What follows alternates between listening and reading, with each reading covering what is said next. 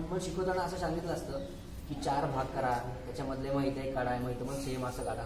तसं पण मुद्दाहून सांगितलं नाही आहे. कारण काय होतं मग ते अगदीच छोट्या वेळात असं चमच्याने आपण दूध वगैरे पाजतो तसं होईल.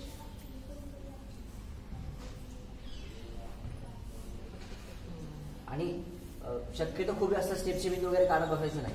तुम्ही जेवढं जास्त काम त्याच्यामध्ये कराल तेवढं तुम्हाला जास्त वेळ लागेल. तुम्ही जेव्हा बाहेर रांगोळी काढत असाल त्यावेळेस तशा पद्धतीने काम केलं तर काही हरकत नाही. पण आता पायघडीसाठी तसं करायची गरज नाही.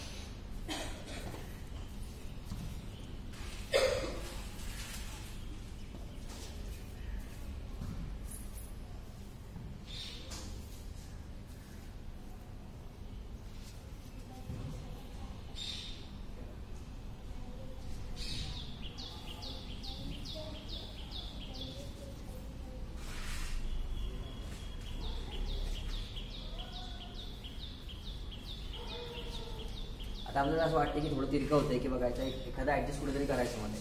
बाय डिफॉल्टमध्ये दिसताना एक सारखं दिसेल.